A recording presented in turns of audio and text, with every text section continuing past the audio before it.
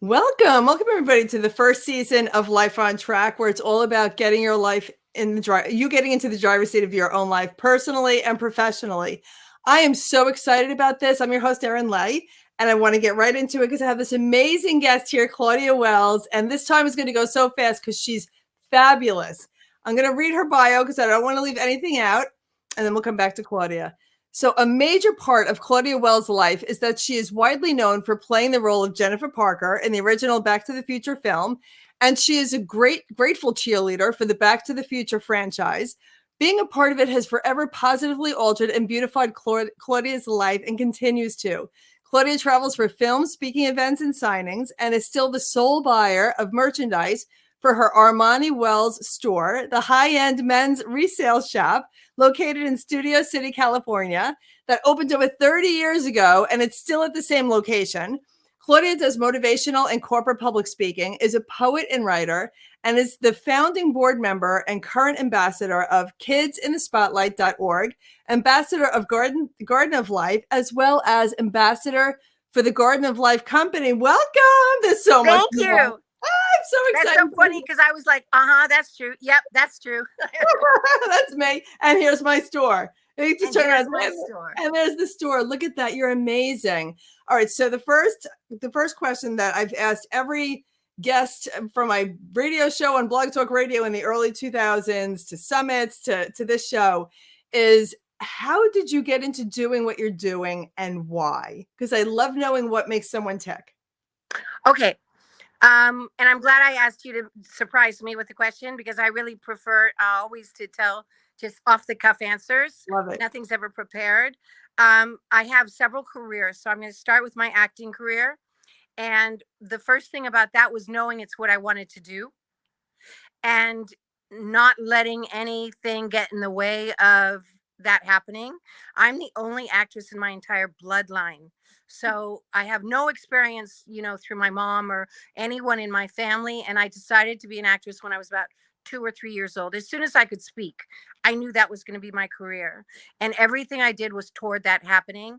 I took ballet and jazz and modern dance and gymnastics, and I spoke fluent French. And even though I was a San Franciscan, my life led toward becoming an actress, and it went exactly how I knew it would when I was a little girl. Owning my store is a surprise. I didn't know that in advance because I knew the rest of my life really, really very much until I was 18. I knew it before it all happened. This is a total shocker. I knew nothing about men's clothing when I opened. I was 25 years old. I just thought, you know what, let me have a good financial basis so I can go back to acting the way I used to do it, where I wasn't ever desperate or hungry for a part. I did it because I loved it, and I could turn something down if it wasn't appropriate or right, or the money wasn't right, or the character wasn't right. But when I opened my store for men, before eBay even existed, before resale was a thing, I just knew that I knew that men have a birthright of dignity and power. I knew that all men deserve to wear the finest clothing, not just the super wealthy men. And I know women. I dated a very wealthy man for a couple of years, and I was going to tons of dinner parties. And my mom discovered resale for me, so I was wearing gowns that were 500 instead of 5,000, and so I knew that already in me. But I wanted men to have the same opportunity. So I opened this store. My whole thing is failure has never been an option or a concern or a thought. It's not part of my DNA. I know something, I do it, and I go forward. But knowing something doesn't mean I know how I'm going to do it, and it doesn't mean I have knowledge about it. It just means I want to have a men's resale shop. I think it's a great idea. I know nothing about men's clothing. I know nothing about designers for men. I just know that it's what I want to do. I learned everything I know on the job from my clients and my customers. Um, and now I'm very much of an expert on men's clothing. I deal with the same people over and over again, whether it's clients or customers. I realized in the process, I was like, Oh, wow, I can negotiate. Oh, wow, I have a business mind. Oh Yeah. my goodness, I can dress men and make them gorgeous. And because of my brain, thank you, daddy and mommy, I can memorize. I have a photographic memory. So when I learn something, it's instantaneously computed in. It's And then amazing. I learn more and more and more.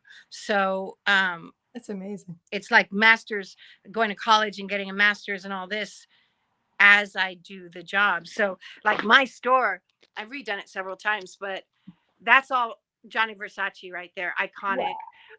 Suits on the Wow. top, blazers on the bottom. I've got Prada, Tom Ford, Brunello Cucinelli. I have the best of the best of the best, and I've learned as I go. And I have a lot of Oh, brand new because sometimes men aren't into resale. So brand new shirts, gorgeous cufflinks, and brand new, amazing. huh? It's just amazing. It's amazing. And I want to come back to the store. I want to do like a timeline with you. And Okay. first of all, I loved hanging out with you in California and going to lunch and the soiree and and Eric Swanson connecting us, I'm so happy you did that. I am too. I am too. I love him. And I know you do too. It's amazing. It's just absolutely amazing. Life is just so cool. I agree. You started at such a young age, and I love when you said the photographic memory because I remember you told me that that's how you memorized your lines. You have a photographic I memory. can see it in my head. It's But then the other amazing. thing about memorizing lines, oops, the other thing about memorizing lines is if I am the person and someone says something to me, then as the person is what I would answer anyway. So it always makes sense to me. Okay. So that's another way of memorizing through, well, of course that's what she would say because that's who she is if it's well written. I love it. I love it. And you were just a teenager when No, you I was a were child. I started opera when I was 8 years old in San Francisco. And I right. was in Wow. 10 operas between the age of 8 and 12 at the San Francisco Grand Opera House. Now And let's just wait a second. Opera is not easy. You're like, yeah, I was in the opera. I was in the opera. I was like 8 to 10, and like ex- opera. 8 years. That's what I'm saying. 8 years old. Opera is not easy. It's well, unless you're gifted and you're utilizing my your God-given sister gift. Jennifer is the singer, Jennifer, which is funny. And I Right. went to 150 Parker, which is funny that Oh, Jennifer that's so Parker is my character. cool. But that's just a weird thing. But Jennifer is the singer in the family. So is my other sister Lucy. I'm the actress. So my sister got a part. All the like schools sent their best singers to audition for Werther, San Francisco, for the two daughters, and my sister got one part. She and actually her one of her good friends shared the part, and I went to the rehearsals and I used to say, I want to do that. I want to do that. And I just went up to everyone and said, I want to do that. And so when they had a part in L'Amico Fritz for their spring opera, they remembered I was the I want to do that girl, Right. and they invited me to be the part. That's amazing. And And so it's also a that one, testimony. and then they kept asking me to do parts. And then my sister and I were founding members of the San Francisco Girls Chorus, which was pretty highly esteemed and has become even more so. And so both of us were doing operas. And I sang because it gave me the opportunity to act. Wow. So I that's mean, how I looked at it. you really knew at such a young age that you were meant to be on stage. I mean, Absolutely. literally knew. In television. And you're a testimony to just ask. Just ask. No matter how old we are, if you want something, just ask. Otherwise, That's nobody's gonna true.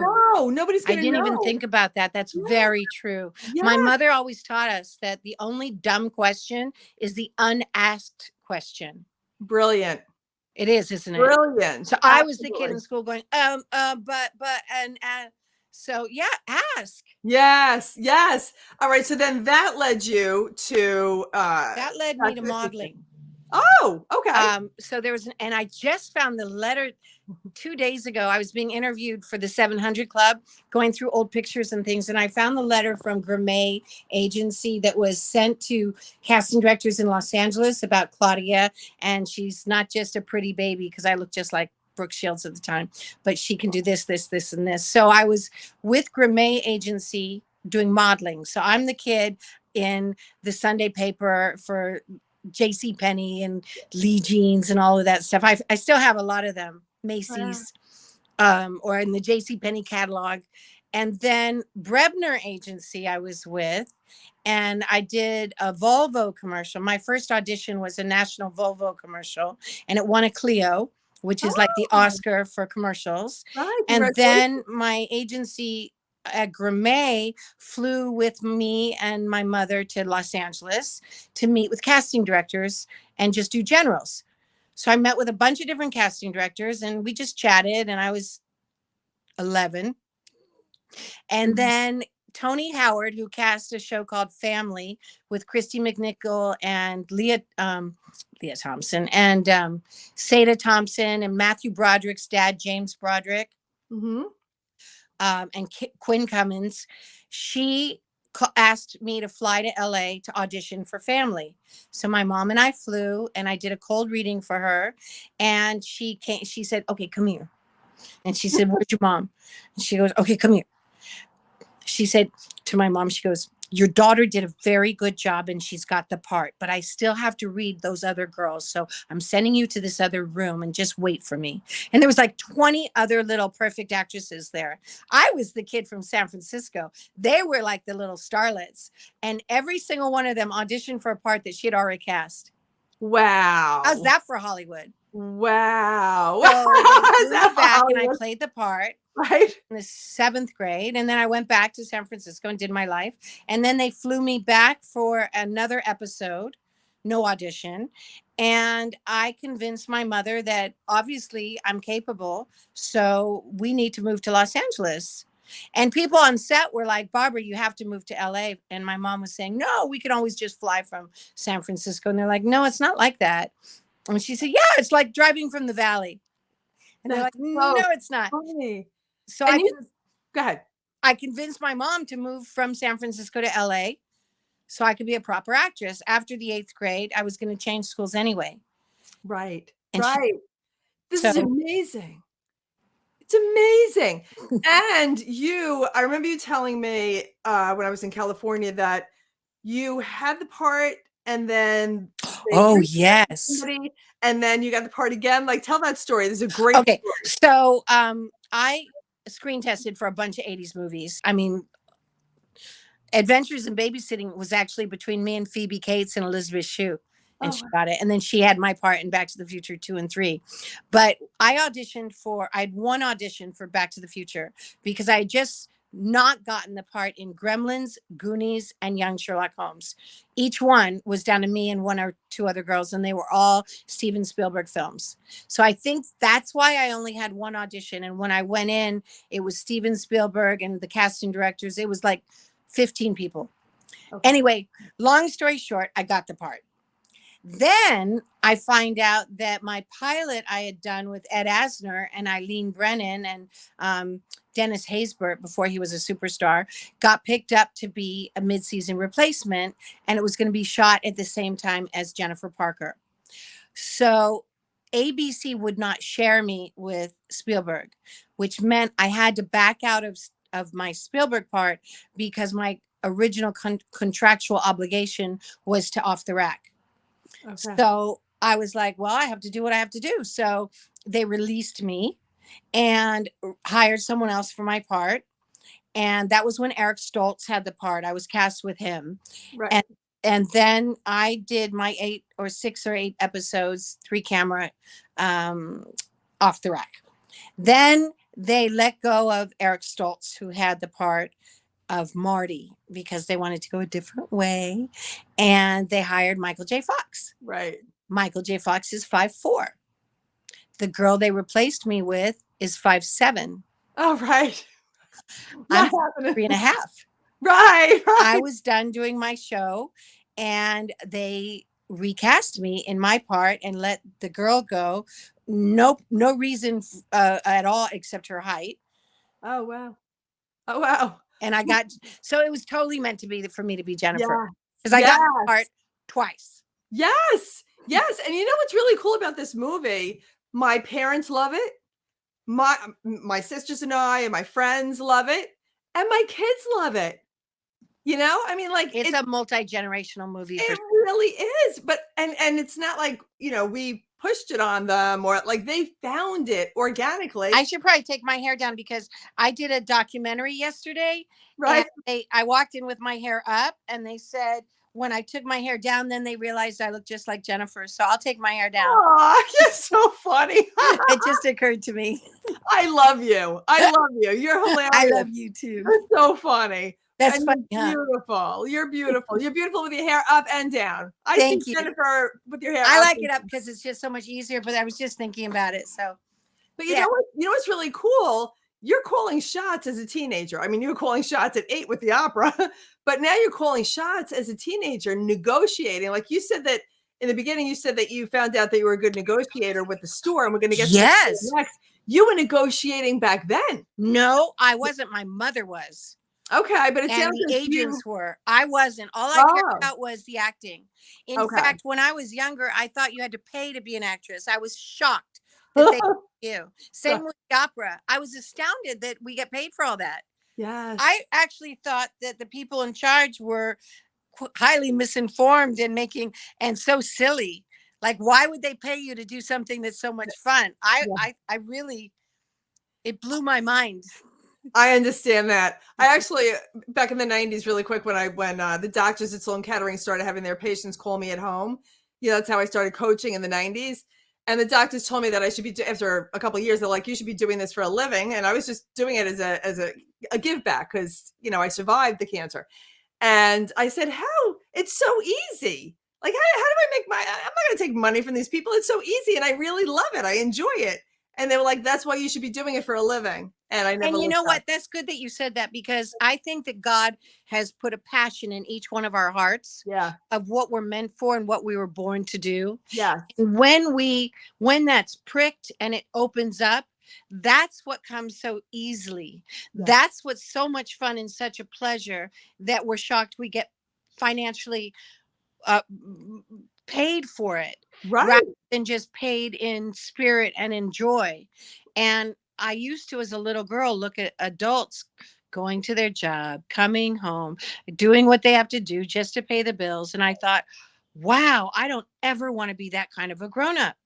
Right. And my mom used to point out with this guy, when you go to San Francisco airport, there was a guy in the parking lot who all he did was he goes this way, and he used to wear a suit and white gloves because he had very dark skin and a big smile on his face. And my mom used to say, now it doesn't matter what you do for a living, but do it with joy. Like, Yes. look at him, his job is this way, Right. and he had a And great big smile he and loved it. he I loved it. which is this, and you're exactly right. And I want to get into faith because I know faith is so huge to you. Also, I want to get into your story and faith. We all have our own God-given gifts, and finding out what that is and being paid for it. God wants us to have an abundant life Of in course every he way. does. And So he what? owns everything, so we don't have to like fight for it Right. or connive for it. He owns everything anyway. He'll make it happen. Right, right. And I actually just got off a call. I spoke in a real estate group and about life on track, personally and professionally. And I was talking about money and it's energy. That's all it is. It's an exchange of energy. And I know plenty of very wealthy people that are happy, and I know plenty of very wealthy people that are not. And I really believe it's based on how they received the money, that exchange. If you're in service of others and you're looking to make this world a better place, that exchange of money, the energy is fabulous. It's I attached to agree with you money. 100%. If you're cutting corners and you're looking to get over and you're looking to rip people off, the energy attached to the money you're receiving, they don't know why they're so unhappy in the at home. They're just so, and I really believe it's just based on that exchange. Anyway, And I and think that God, God blesses people who are a vessel for the money. yeah, So and it doesn't matter whether you have a little or you have a lot, but if you have a little and you're generous with it, yes, then God trusts you with a lot. And yes, I think money is like water seeks its own level. So if you're wealthy and you lose it all for some reason, you're going to be wealthy again because right, water seeks its own level. You just have to not have a fear of it, Yes. and not allow fear of lack to take over, Right. and to remember who it is that's in charge. I was just talking about this last night to one of my god sisters. I owned a beautiful house, and I got very stressed of, oh, how am I going to keep this up? It's so expensive. I didn't realize that the water bill because of the pool and da da da da da. And I got very stressed about it. Right. And I actually ended up losing the house after 5 years. And I was relieved because it was such a stress, but I forgot who allowed me to have it and who was in charge. And I took it upon myself and thought, now I have to create the financial money to have it keep going. It wasn't ever up to me. I agree. God always was in charge. And when I took over, he's like, okay, I'm Yeah. here, but unless you give me your burdens, I'm you have them. Because he says, my burdens are light, my yoke is easy. But what the Mhm. minute I took it upon myself, it became hard and stressful. The moment I realized, oh my gosh, it's him, Yeah. then, then Yeah. it's light and it's easy and there's no stress. I love it. And you can't be in fear, lack, and scarcity and in faith at the same time. You just can't. When It's you're impossible. living right, when you're living They're in balance, opposite. right, and gratitude for what you do have, focus, the power of focus, you know that power of focus, and you're focused on gratitude and you're focused on faith, then like you said, he's in charge. More will always come. It always does. It's And a matter of trust and believing. So yeah, faith is the substance of things unseen. The substance, um, faith is the substance of and the evidence of things unseen. The substance hoped for, and the evidence unseen. So yeah. since it's a substance, that means it's real. And Mhm. since there's evidence of it, that means there's proof. We just don't see it. Yeah. Like the radio waves are there, but we don't see them. But that doesn't mean because we don't see them doesn't The negate electric running it, through just the we don't house. see them. So Right. faith is really about believing and trusting. That's Yes. all that's our job is the belief and the trust Yes. in what we cannot prove and what we cannot see. Yes. And And just when because we don't believe in God doesn't mean he doesn't exist. right. Right. And I believe God created the universe Of course also. he did. And when we put out right, when we put out based on our thoughts to God what we want, based on the feelings that match that thought, we will attract to us the people, places, and things to keep us there. So That's if right. we're in negativity in the present moment, 'cause we can only create from the We present bring moment. in negativity. Right, right. And It's if we're all a strength. So if we're in fear, we're walking toward our fear because that's just as powerful as faith. So if yes, we're in faith, we're walking toward our faith. But if we're in fear, I watched my mother do it. She walked toward her fears, and it blew my mind the strength of fear and yeah, specificity of it. So yeah, she literally walked. It took decades, but she walked toward the fears that she told me she had when I was a little girl. okay. And it was very scary. I was like, wow, I'm afraid to be afraid. Yeah. So, but And I think the thoughts are majority of this things. They're world, just as strong as things. yes, I really believe the majority of the world is walking in fear.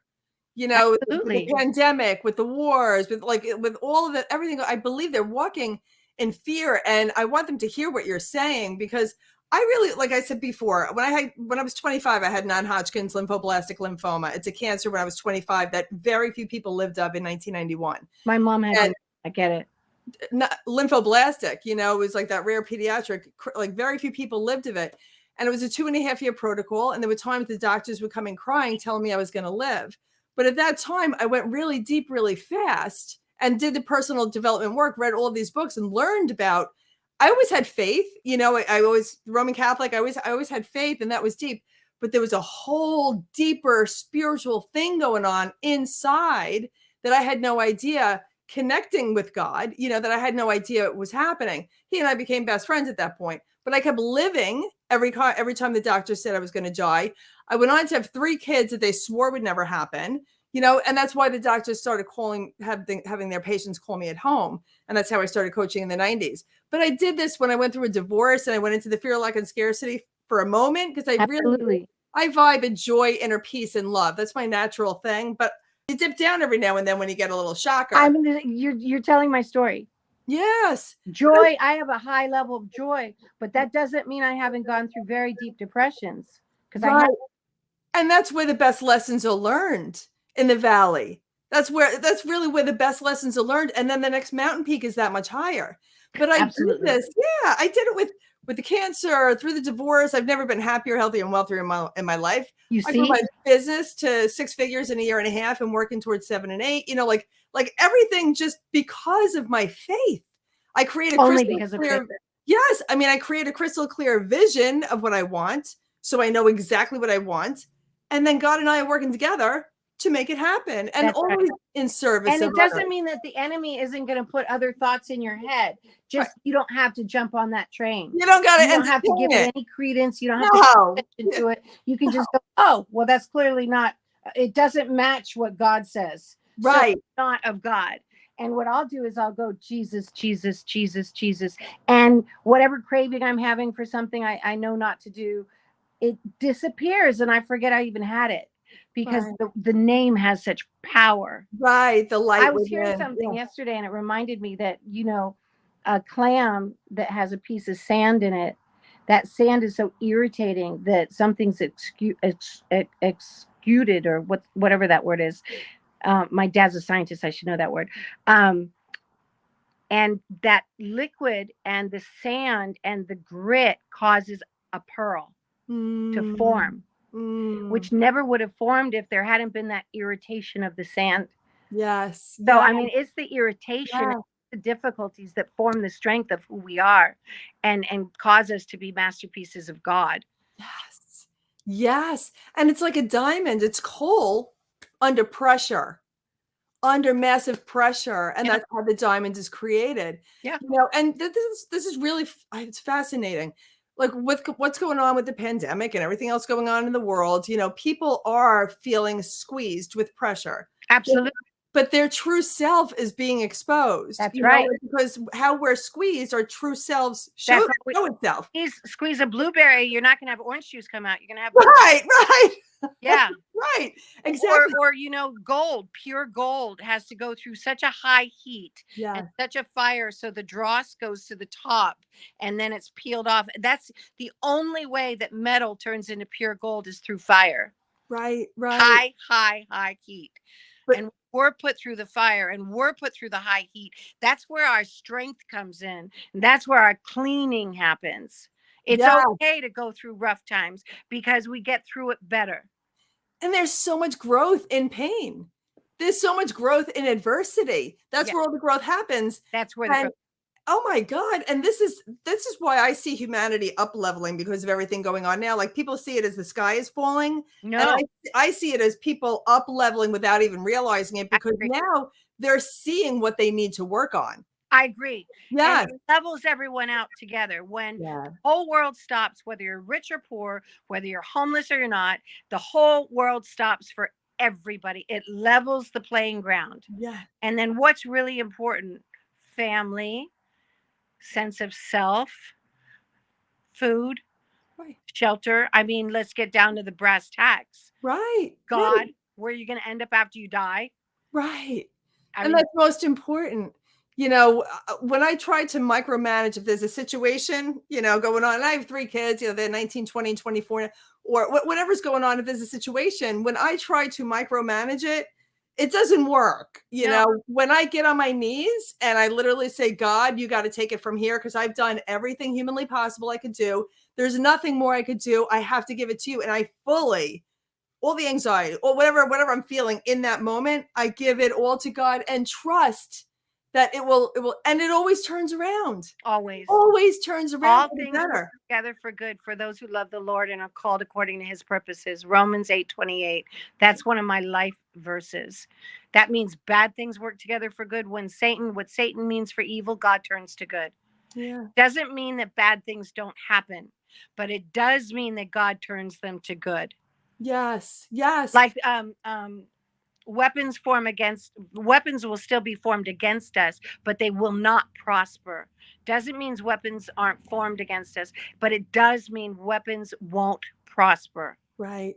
And the one thing God gave us full control over is what we do with our thoughts when they enter our head. The most Our will. powerful, right? The Right. most powerful thing that we can have full That's control right. over. It's the battlefield of the mind. It's all in the mind. Yes. Well, like Sharon Lecter's book, Outwitting the Devil, Napoleon Hill, that she annotated, Absolutely. Outwitting the Devil. It's a great book. And it's just, that's all you got to do.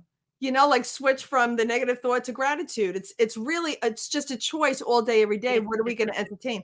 I love talking to you. I can talk about this. I didn't even know that you felt all of this because we're on the exact same wavelength, and Yeah. it takes really hard times and difficulty to finally just go, I give up. I actually give up, and God, I'm going to choose to trust you Yeah. because my way is not working. Right. And you get Surrender. immediate relief. Surrender. Just surrender Surrender. to God, you know? Absolutely. Absolutely. Like, let it go. I love that song, but let it go. Let And it you feel so much lighter. You feel so much better. And then again, you know, like I talk about life on track and get into the driver's seat of your own life. And this way life's not driving you. But when you can give the wheel over to God, that's just the ultimate. That's That's the ultimate. everything. That is everything.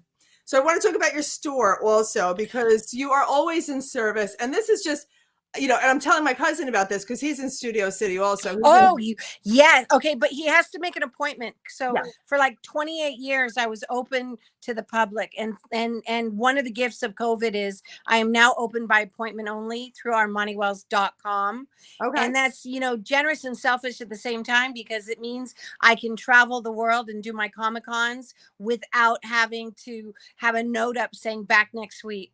Because I do like I'm going to be in New Jersey for the Chiller Comic Con. It's going to be a Back to the Future reunion, April 29th, 30th, and May 1st. I'm going to be in Prague doing a movie May 8th, May 11th to the 18th. I'm going to be in Ontario, California doing a Comic Con, the Revolution Comic Con, May 21st and 22nd. I mean, I'll be in Las Vegas July 2nd for the Barrett Jackson, and I'll be in Southampton, UK, July 16th and 17th, and the London Comic Con, July 11th and 12th. I mean, it's like that. In fact, if you go to claudiawells.com, it has my event schedule. But at armaniwells.com, you can make an appointment and always know I will be here. I have a 1:30 with someone today. So that's the way to calculate making sure I can take care of you in my store. I love it. And I can't wait to tell my cousin. He's in Hollywood also. Oh, for sure. And then, like, if people are forgetting about the whole Back to the Future thing, like who I am, this is, it's, because I have all these fans come into my store, but that's who I was. And whoops. Look at you. Look at you. Beautiful. And you're still so beautiful. That was me. That's so cool. Yeah. You're a legacy. Ah. And I'm telling you, entertaining still every generation. Say that again. I said you're entertaining. You're a gift because you're still entertaining every generation.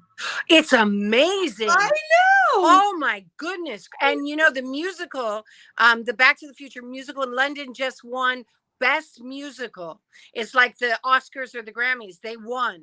Wow. It's just the movie keeps going and going and going. And it will. And my friend in Hawaii painted this. This is the last scene of the movie. I love it. Yes. Oh, wow. So it's just, I've combined like the movie and my store is now amalgamated because it's me. It's all me. And it's beautiful. That's a beautiful gift that he did for you. Absolutely beautiful. And I know, speaking of gifts, you have a free gift, and I want to hear more about your store as you're telling this. Go ahead. When someone comes into my store, it's not just them looking on the racks for clothing. I tell men, just walk in with your wallet. I do all of the rest. I will style you. I'll dress you. You don't even have to tell me what size you are. I'm like, I can look at you and know. Just tell me what the event is, or you're someone's knocking on my door, or you're changing careers. Oh, it's Dr. Tony. Hi, Dr. Tony. Hi, Dr. You want to come in? Let me unlock the door. Dr. Tony used to come in every single day. But see, my guys have to get used to making appointments. They're used to just being able to walk in. But this is Dr. Tony. Everyone becomes family, by the way. Once they come in one time, they're family. There's no such thing as a stranger at my store. Hi, Dr. Tony. Hello. I'm doing an interview. Come in. Yeah. Hi. It's been forever. I was explaining about come in for appointments, and some of my regulars are still getting used to that. He saw my car, so he knew I was here. Oh, that's so funny. I'm What doing part of an the interview with doctor? her. Hi, Dr. Tony. That's Dr. Hi. Tony. How are you? Very good. How are you? You are now on Life on Track, on the online streaming TV show, Life on Track. What kind of a doctor are you? Is this one woman now famous on internet? Yeah. He's a psychiatrist. Beautiful. Yeah. Thank you. For his. Are you retired now? No. Am I retired? No, but I'm not taking any new patients. Oh, he's not taking any new patients. Okay, good to know, Dr. Tony. Thank you. He's awesome. But everyone, once you come in one time, you're regular. I mean, look at this Tom Ford suit. It's made to measure. It's extraordinary. Wow. This is a $5,000 suit retails $1,250 here. Wow. Or a Prada suit. This is a beautiful Prada Gorgeous. suit. It's $2,460 retail. It's $650 here. Wow. So my prices are just extraordinary. Or if someone wants, that's too high in a price, then a Hugo Boss for $450 that retails for $1,500. It's amazing. From the Academy Awards come in here. No rejects. You get Chris Rock's slap on. Oh, actually, Chris Rock's jacket looks very similar to this one. See? Wow. It's not Chris Rock's, but no, I have Armani, Versace, Canali, Zegna, Prada, Gucci, Brioni, Brunello Cucinelli, Keaton. Wow. And then I have, fun stuff, Theory, and, just John Barbados. It's gorgeous. And I know you have a chair for the women to sit and watch their men being. Oh, yeah, chic chair right there. Chic chair. Cute dress right there. I love it. And you know what? I agree. Men did need something like that. Women, we've had that forever. Men needed that. And they do need it. And that's why I have a chick chair. Because, men always have to sit down while the woman's getting dressed. Let the woman relax. I'll take care of their men. It's no problem. I love it. I love it. I love it. And men who hate to shop, I'm the best because it's quick. It's easy. You leave gorgeous. You're getting, you're paying 10 to 20% of retail. It's all brand new. There's no wear or tear on anything. 10 to 20%. You're only paying 5%. 5% sometimes. Dr. Tony knows the deal. He does. He's been coming in for decades. There you go. 30 years. I was 25 when I opened. Right here. I'm 30. I'm 55 3/4. It's amazing. You and I are the same age. Well, I'm 56. Same and age. My birthday is July 5th, and gifts do not offend me. I love you. I love it. All right. And everybody's got to go there. Men, they have to go there. And you said the free gift. Bye. So good to see you, Dr. Tony. Nice meeting you. Your hair looks beautiful. I'm sorry. I keep on dying. You look great. You look great. Bye. Say hi to your daughter for me. It's so funny. It's so funny. All right. So the free gift for you, for the audience, is free styling with every trip to the store and online. If you go to ArmaniWells.com and leave me a message, we can do FaceTime and I'll dress you through FaceTime and then ship the clothes anywhere in the world. I just shipped a Tom Ford suit to Hawaii yesterday. Wow. So it's not a problem. That's a blessing. You're a blessing. Thank you so much. Thank you, Claudia Wells, for being a significant part of this Life on Track online TV series. I'm so excited about this. It just launched on Valentine's Day. So and online I'm at the Claudia Wells on Facebook, Twitter, and Instagram, and YouTube. I have a new channel. It's just called Claudia Wells, and TikTok is Claudia Wells Official. I was going to say, how can people reach out to you? Do you have any closing words? Do you have anything? In terms of reaching out to me, it's only ClaudiaWells.com or ArmaniWells.com. I don't check any messages on my media sites, but I do read every single comment that anyone writes. You're the best. You are the best. You are. Oh, you are the best. All right. So thank you. Thank you so much. And everything that you said here is extraordinary. It's all about up leveling, and your contribution is huge. So thank you. Thank you. My pleasure. This was so much fun, and you're awesome and beautiful, and thank you. Thank you. And for everybody watching, you'll be able to see this interview on my YouTube channel, which is Erin Lay Life on Track, on every online streaming, Apple TV, Roku, Amazon Fire, all the online streaming TV shows. And send it to me. I'll put it on my fan site and YouTube and all that. I love it. I will. I definitely will for sure. Thank you. All right, everybody, stay tuned each Monday as my guests and I bring you more information and insight on how you can get your life on track. Have a magnificent day, everyone. And always remember to live onward and upward. Love you. That's right. God bless you.